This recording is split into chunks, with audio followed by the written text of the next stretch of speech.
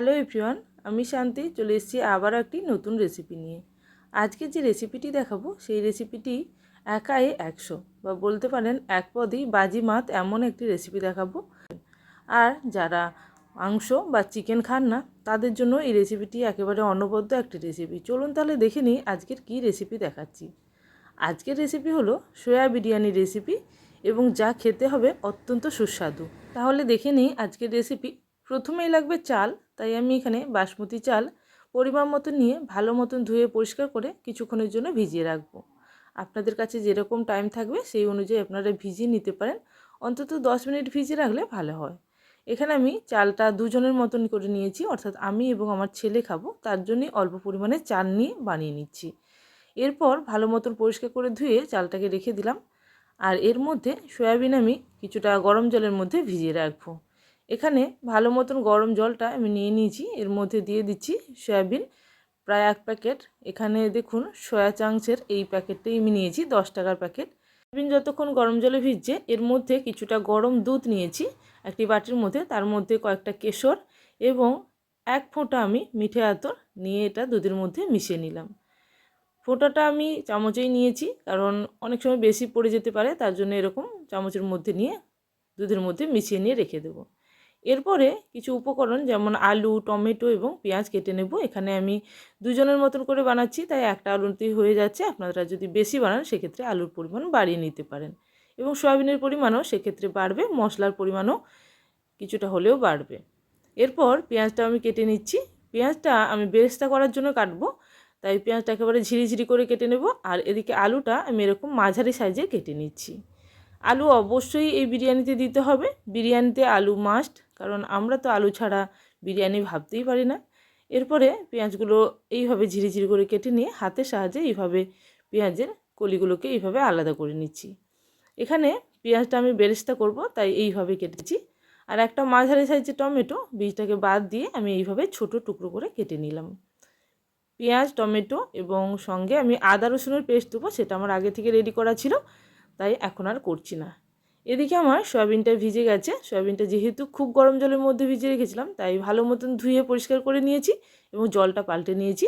এরপর জল থেকে এইভাবে নিগড়ে সয়াবিনটাকে তুলে নেব।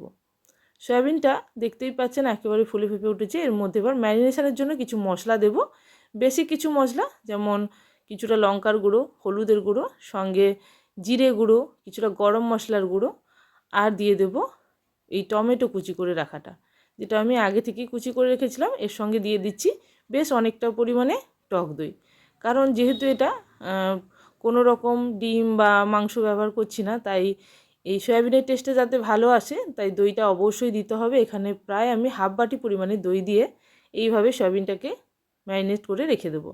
সয়াবিনটা যত ভালো ম্যারিনেট হবে ততই কিন্তু রান্নার টেস্ট হবে, কারণ এর উপরেই নির্ভর করছে পুরো রেসিপিটা। বলতে পারেন এই রান্নার হিরো ইনগ্রিডিয়েন্টস এই সয়াবিন, তাই এটাকে ভালো মতন তো ম্যারিনেশন করতেই হবে। আর এদিকে আমি চালটা সেদ্ধ করার জন্য জল বসিয়ে দিয়েছিলাম। ওটা যখন খুব ভালো মতন ফুটে উঠবে এর মধ্যে গোটা গরম মশলা দিয়ে দিয়েছিলাম। তারপর ভালো মতন গরম জলের মধ্যে চালটা দিয়ে দিয়েছি। এবার এটা সেদ্ধ হতে কয়েক মিনিট টাইম দেবো। 80% মতো চাল আমি সেদ্ধ করব, এর থেকে বেশি কিন্তু সেদ্ধ করা যাবে না। এদিকে একটি কড়াই বসিয়ে দিয়েছি, এই কড়াইয়ের মধ্যে দিয়ে দিচ্ছি পরিমাণ মতো সাদা তেল। এখানে ওই ধরুন 5 টেবিল স্পুন মতন দিলাম, কারণ পেঁয়াজের বেরেস্তাটা ভাজবো আর এই তেলেই আমার পুরো রান্নাটা হবে, আর এক্সট্রা আমি তেল অ্যাড করব না। আপনারা হয়তো অনেকেই লক্ষ্য করেছেন আমি প্রথমেই যে পরিমাণ তেল দিয়ে দিই সেই তেলেই কিন্তু বাকি রান্নাটা করার চেষ্টা করি, এতে ফ্লেভার ভালো আসে। তাই এরপর আমি এই বেরেস্তাটা ভেজে নেব। পেঁয়াজ বেরেস্তা ভাজার সময় অবশ্যই গ্যাসের ফ্লেম হাই রেখে পেঁয়াজ বেরেস্তাটা ভাজতে হয়, তাতে খুব তাড়াতাড়ি পেঁয়াজ বেরেস্তাটা খুব ভালো মতন রেডি হয়ে যায় এবং পেঁয়াজ বেরেস্তাটা মুচমুচে হয়। এক্ষেত্রে বেশি মুচমুচে করার জন্য আপনারা অল্প চিনিও দিতে পারেন, তবে আমি এখানে চিনি দেইনি বা চিনি দেওয়াটা পছন্দ করি না। এতেই বেরেস্তাটা খুব সুন্দর একটা ফ্লেভার আসবে, তাই আমি এইভাবেই চিনি ছাড়াই ভেজে নিয়েছি এবং লবণ ছাড়াও ভাজতে হবে। এর মধ্যে আমি বেরেস্তাটা তুলে নিলাম এবং কুচিয়ে রাখা আলুগুলো ভেজে নেব। আর আলুগুলো এমনভাবে ভাজবো যাতে আলুগুলো পুরোপুরি সেদ্ধ হয়ে যায়। এর জন্য অল্প লবণ এবং অল্প পরিমাণে হলুদ দিয়ে এটাকে নাড়াচাড়া করে কয়েক মিনিটের জন্য ঢাকনা দিয়ে রাখবো এবং মাঝে মাঝে নাড়াচাড়া করে নেব। আর হ্যাঁ, বেরেস্তা ভাজার সময় অবশ্যই কিন্তু অনবরত নাড়াচাড়া করবেন, কারণ হাই ফ্লেমে যখন বেরেস্তা ভাজবো তখন অনেক সময় পুড়ে যাওয়ার সম্ভাবনা থাকে। তাই হাই ফ্লেমে যখন বেরেস্তা ভাজছেন অবশ্যই কিন্তু অনবরত নাড়াচাড়া করবেন। এদিকে আমার আলুটাও ভাজা হয়ে গেছে, আমি মাঝখানে 2-1 বার নাড়াচাড়া করে দিয়েছিলাম এবং একেবারে স্লো ফ্লেমে আলুটাকে পুরোপুরি সেদ্ধ করে ভেজে নিয়েছি। সঙ্গে সঙ্গে আমার ভাতও এখানে রেডি হয়ে গেছে, অর্থাৎ চালটা যেটা আমি সেদ্ধ করতে দিয়েছিলাম এটা রেডি হয়ে গেছে। রাইসটা দেখেই বুঝতে পারছেন পুরোপুরি সেদ্ধ হয়নি এখনও পর্যন্ত, 10% মতন বাকি আছে। আমি এইভাবে চালটাকে রেডি করে নিয়ে নামিয়ে রাখবো, জল ঝরিয়ে নেব। যে তেলটা ছিল সেই তেলের মধ্যে আমি গোটা গরম মশলা দিলাম, আর এখানে এলাচটা আমি ফাটিয়ে দিয়েছি কারণ অনেক সময় ছিটে আসতে পারে। আর এর মধ্যে দিয়ে দিচ্ছি অল্প পরিমাণে আদা রসুন। আমি এখানে যেহেতু দুজনের জন্য বানাচ্ছি তাই খুব মশলাগুলো পরিমাপগুলো একেবারেই কম দিচ্ছি, কারণ অতিরিক্ত মশলা হলেও বিরিয়ানি টেস্ট আমার তো ভালো লাগে না। তো আমি জানি না আপনাদের পছন্দ হয় কি না, তবে বিরিয়ানিতে খুব মশলাও ভালো লাগে না, তাই অল্প অল্প করে মশলাগুলো দিতে হবে। এখানে আমি দিয়ে দিলাম আদা রসুনের পেস্ট, সেটাকে হালকা করে ভেজে নিয়েছি। এরপর যেটা ম্যারিনেশন করা সয়াবিন ছিল সেটাও আমি দিয়ে দিলাম। এরপর আমি দিয়ে দিচ্ছি ওই সয়াবিন বাটি ধোয়ার যে অল্প পরিমাণে জল, এখানে অনেকটা মশলা লেগে থাকে তাই অল্প পরিমাণে সেটাও দিলাম, কারণ সয়াবিনটাও রান্না করতে কিছুটা হলেও জল লাগবে। তারপর এখানে আমি নাড়াচাড়া করে নিচ্ছি এইভাবে, সয়াবিনটা বেশ কিছুটা নাড়াচাড়া করে নিচ্ছি এবং আমার মনে হলো যে অল্প পরিমাণে লঙ্কার গুঁড়ো বা কালার আনার জন্য একটু আমি দিলাম এখানে, কারণ এখানে যদি কালার আনার জন্য না দিই তাহলে বিরিয়ানি কালারটা খুব বেশি ভালো আসবে না, তাই আমি অল্প পরিমাণে দিলাম লাল লঙ্কার গুঁড়ো। তারপর ভালো মতন নাড়াচাড়া করে নিচ্ছি, গ্যাসের ফ্লেম মিডিয়াম রেখেছি। এইভাবে সয়াবিনটাকে ভালো মতন কষিয়ে নেব, যতক্ষণ না পর্যন্ত জলটা শুকিয়ে যায় ততক্ষণ অন্তত কষাতে হবে। এবার দেখুন খুব ভালো মতন কিন্তু আমি কষিয়ে নিয়েছিলাম এবং অল্প পরিমাণে ঢাকনাও দিয়ে রেখেছিলাম যাতে সয়াবিনটা খুব ভালো করে সেদ্ধ হয়ে যায় এবং ফ্লেভারটাও খুব ভালো আসবে এতে। আর এখানে আমি হাফ বেরেস্তা দিয়ে দিচ্ছি, আর হাফ বেরেস্তা বিরিয়ানি যখন আমি লেয়ার করব তখন দেব। এইভাবে ভালো মতনভাবে আমি কষিয়ে নিয়েছিলাম সব কিছু। কষিয়ে নেওয়ার পর এরপর আমি তুলে নিচ্ছি। এখানে সয়াবিনটা হাফ পরিমাণে কিছুটা আমি কড়াইয়ের মধ্যে রাখবো এবং হাফ আমি তুলে নিব একটা প্লেটের মধ্যে। এটা আমি যখন ভাতে লেয়ার করব সেই লেয়ারের মধ্যে একেবারে ওপরে দেব, তাই জন্য দিলাম। এবার আমি সয়াবিনটার মধ্যে অল্প গরম জল দিলাম, কারণ নিচে অনেক সময় লেগে যায়, তাই আমি অল্প পরিমাণে জল দিয়ে রাখলাম। এটা গরম জল অবশ্যই দিতে হবে। এরপর আমি ভাতটা যেহেতু আগে থেকে ছেঁকে নিয়েছিলাম সেই ছেঁকা ভাতটা দিয়ে দিলাম। এরপর আমি দিয়ে দিচ্ছি আলু এবং এক এক করে লেয়ারে আমি এইভাবে আলু এবং সয়াবিন দিয়ে ভালো মতন একটা লেয়ার বানিয়ে নেব। দেখুন এখানে আমি সয়াবিন যেটা রেখেছিলাম সেটা আমি কিছুটা দিয়ে দিলাম এবং একেবারে টপ লেয়ারে কিছুটা দেব, শুধুমাত্র দেখতে ভালো লাগার জন্য দেব। এবং এখানে যেটা দিলাম সেটা ফ্লেভারের জন্য অবশ্যই, যাতে ভাতের মধ্যে প্রত্যেকটা লেয়ারেই ফ্লেভারটা খুব ভালো আসে। এখানে আমি তারপর দিয়ে দিচ্ছি কিছুটা বিরিয়ানি মশলা, এটা আমার একেবারে হাতে তৈরি করা মশলা তাই খুবই অল্প দিচ্ছি।